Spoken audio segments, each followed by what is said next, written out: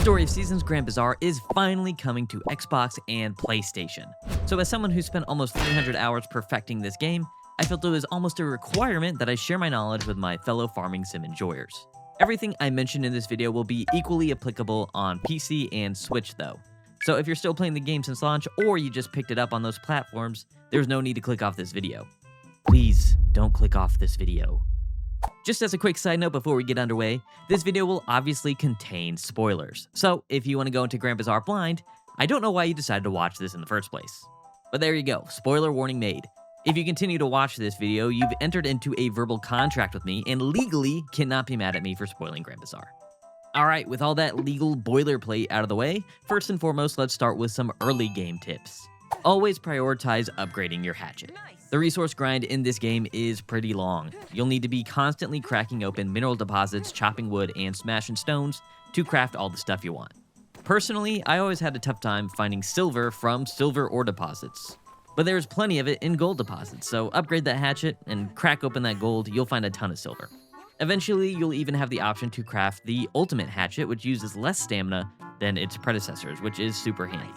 And speaking of stamina, these are two of my favorite early game recipes for stamina regen: egg over rice and grilled fish. Unfortunately, the price of eggs and fish you collect early game won't be pulling up any trees, so I found them better used as a stamina regen item.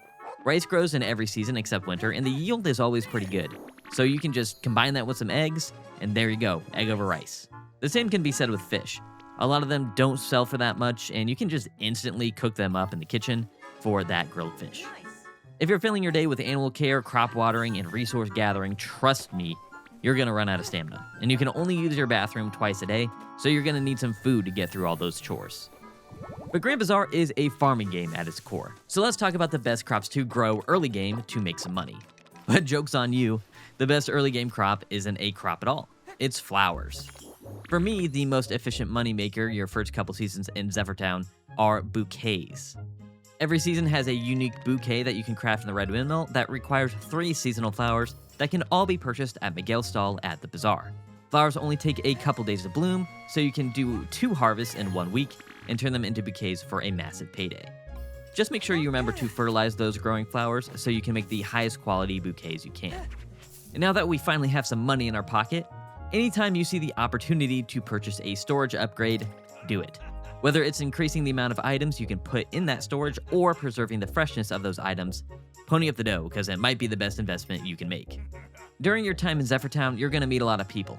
For me, the most important people you will have the pleasure to interact with are 𝗀𝗀𝗄 and 𝗁𝗲. Both of these villagers won't be available on day 1, but once you start leveling up the bazaar, they'll reveal themselves. As soon as you are able, start befriending them. 𝗀𝗀𝗄's favorite gift is soy milk pudding, and you can pick up that recipe from Madeline's stall at the bazaar, and it only requires milk, eggs, and soybeans. After checking out her 4-heart event, she'll offer daily buffs that make getting rare crops and produce easier, decreases the rate of stamina use, or increases the LP gained when chatting to other villagers. Just as a side note, 𝗀𝗀𝗄 buffs stack with regular food buffs. So if you're lucky enough to get a max level 4 chat friendship buff, suck down a melon tea and utilize a level 8 chat friendship buff on the next villager I'll mention, 𝗁𝗲. Befriending 𝗁𝗲 might be the most important thing you do if you want to get the bazaar rank to 99. His favorite gift is stew, another pretty easy recipe that can be purchased from Nadine's bazaar stall, and it only requires flour, milk, and a vegetable to cook up. When you get 𝗁𝗲 all the way up to 7 hearts and complete his request for a 4-star simmered fish, you get the 𝗬𝗏𝗄𝗏 recipe in return. Now this recipe is very expensive to cook, requiring a lot of special produce, but it's a game changer using my money-making method of choice, accessories. The most expensive item in the game is the pink brooch, which requires a pink diamond. These rare gems can only be found in dig spots around Zephyr Town and mithril ore deposits in the mountains. But where does the 𝗬𝗏𝗏𝗏 come in? Well, if you're patient and just waited a second, I'd tell you that consuming a 𝗬𝗏𝗏𝗏𝗏 gives you a double forge buff.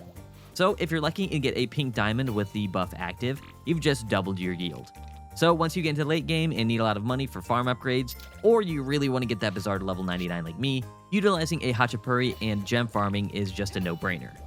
If you choose to go down the road that I went, there are a couple of small bonus tips I can give you. First, the town refreshes the ore deposits at 5 PM every day. So if you want to be super efficient, I recommend starting your ore runs at 3 p.m. So by the time 5 comes around, you just do another loop to get as many gems and ores as possible. 2. There are 2 spots containing ore deposits that the game really doesn't tell you about.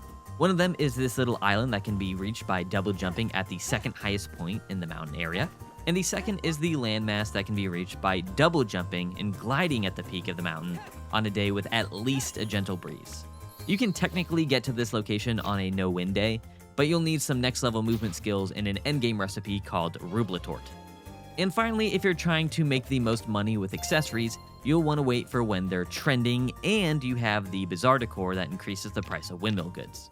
Once you get a decent stockpile of trending necklaces, brooches, and bracelets, a bazaar stall configured with windmill decor items can net you almost 50% more than if you sold them as is.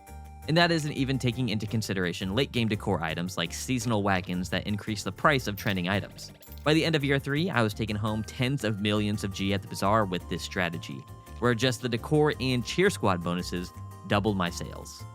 Now that being said, not everyone playing Grand Bazaar will want to earn the 240 million G required to reach level 99, so this next section is for all of you chill gamers out there. There have been some circulating rumors that pets and animals can die in Grand Bazaar if their health gets too low, or if you get all the way to year 50. I can confirm that this is completely false. In my attempt to 100% the game, I got all the way to year 56, and I spent pretty much 50 in-game years just sleeping and winning crop festivals. Not a single one of my animals or pets died doing that. So you can play to your heart's content knowing that they'll always be there for you. And since we're on the thread of animals, you probably didn't know that every barn animal in the game has rare patterns. Chickens, cows, and buffaloes have common, rare, super rare, and super rare variations, where llamas and sheep didn't get the SSR treatment.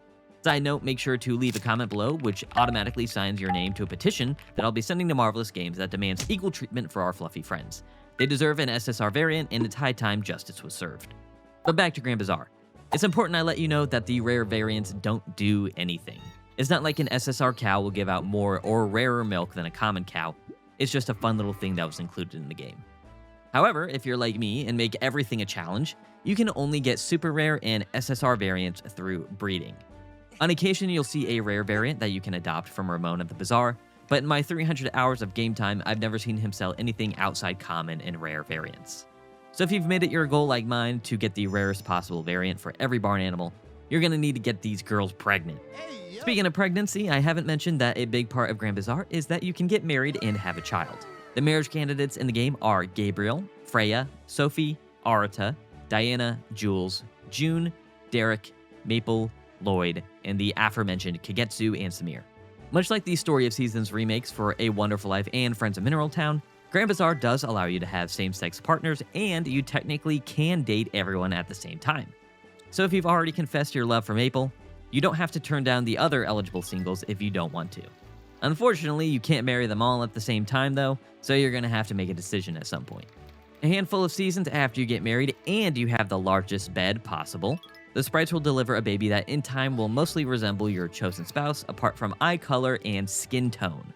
That's pretty much the only involvement we, the player, have on our progeny. So make sure to pick an eye color and skin tone you like before your baby is delivered by the nature sprites.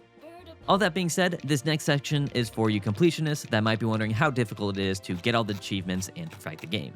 It's going to take a while, but hopefully some of these next tips make it easier. Start an orchard as soon as possible. For me, the most difficult achievements surrounded growing and harvesting every single crop, including the rare variants. With crops that grow in the soil, you can fertilize them once a day, which increases the odds of that crop being a rare variant. Whether it's special shaped or golden, fertilizer worked great for those. But tree crops are different. Not only are the odds of getting a rare variant much lower, but fertilizer doesn't increase those odds, it only increases the size of the yield. So if you want to complete your encyclopedia and get those achievements quickly, you gotta get those trees up as soon as possible. One of the more annoying achievements for me was getting every single recipe.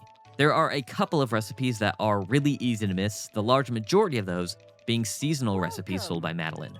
Make sure you buy the seasonal teas in the spring, summer, and fall, which can be found at her brick and mortar location. Then head over to her bazaar stall on Saturdays, where she will sell a seasonal juice recipe for every season outside of winter as well. While leveling up the nature sprites all the way to max isn't an achievement, It's definitely something I'd highly recommend if you want to make more money through accessories or recipes. Ivy was the first sprite I leveled up to max simply because they have weeds as a bonus item every once in a while. If you spend the week just getting as many weeds as you can, they'll be max level in no time. Honey and Webby were the next sprites I leveled up, and my personal recommendation for those two is to hoard rare honey and mushrooms and wait for the bonus to come around. Finley and Penny were definitely the most annoying sprites to level up. The simplest way to level up Finley was farming guardian fish. You only need a couple for requests, and they are much more prevalent than I thought they would be. For Penny, my only advice is to hoard a bunch of bees and wait until winter to donate them. Bees are one of the few bugs you can catch during winter, so the odds of them being a bonus item for Penny that season are really high. And that's all the tips, tricks, and advice I can think of for this video. If there's something you want to know that I didn't cover, just leave a comment and I'll make sure to reply with an answer. Or even better, join my Discord channel linked in the description. There is a ton of people who have played Grand Bazaar in there, and I'm sure they'd be happy to answer any and all questions you have. And if they won't, I will. And who knows, if there is just so many comments and so many questions that I have to make another video, I'll do that. If you enjoyed this type of content and want me to keep making these tips and tricks videos, make sure to subscribe to my channel, enable notifications, and slap a great big honkin' like. It really helps out with the engagement and allows me to keep these videos ad-free. And with all that being said, thank you so much for watching, and I hope I'll see you in my next video.